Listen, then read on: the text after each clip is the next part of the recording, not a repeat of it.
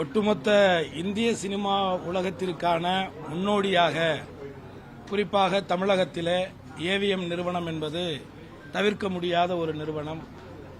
அந்த காலகட்டத்திலே இந்தியாவிலே பல மொழிகள் இருந்தாலும் அத்தனை மொழிகள் சார்ந்த திரைப்படங்களை எடுக்கக்கூடிய ஒரு இடமாக இந்த ஏவிஎம் நிறுவனம் நிலவியது என்பது மறுக்க முடியாத ஒரு உண்மை.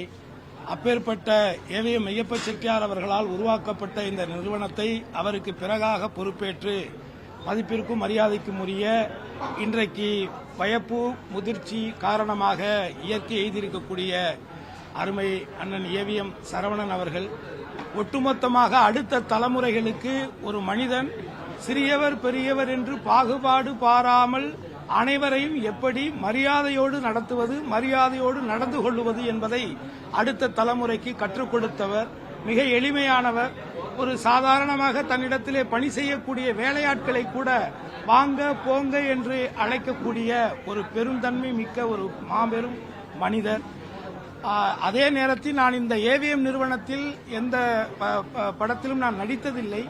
ஆனால் முதன்முறையாக நான் ஒரு பாடகனாக இந்த சென்னையிலே இந்த ஏவிஎம் நிறுவனத்திலே தான் அன்றைக்கு நாட்டாமை என்கின்ற படத்திலே அதனுடைய தலைப்பு பாடலாக நாட்டாமை பாதம் தொட்டா நல்ல வெல்லாமை விளையுமடி என்ற பாடலை இந்த ஏவிஎம்மிலே நான் பாடிய பொழுது மதிப்புக்கும் மரியாதைக்கும் உரிய அண்ணன் ஏவிஎம் சரவணன் அவர்களை நான் சந்தித்து ஆசீர்வாதம் பெற்றேன்.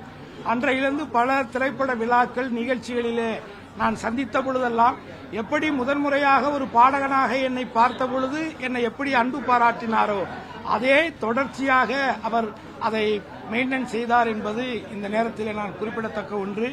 ஆகவே அன்னாரை இழந்து வாழக்கூடிய அவருடைய குடும்பத்தாருக்கும் ஒட்டுமொத்த திரை உலகத்திற்கும் எனது நெஞ்சார்ந்த இரங்கலை தெரிவித்துக் கொண்டு ஒரு நல்ல ஆத்மா நிச்சயமாக இறைவனிடத்திலே சாந்தியடையும் என்ற நம்பிக்கையோடு என் குடும்பத்தாரின் சார்பாக என்னுடைய ஆழ்ந்த இரங்கலை தெரிவித்துக் கொள்கிறேன். நன்றி.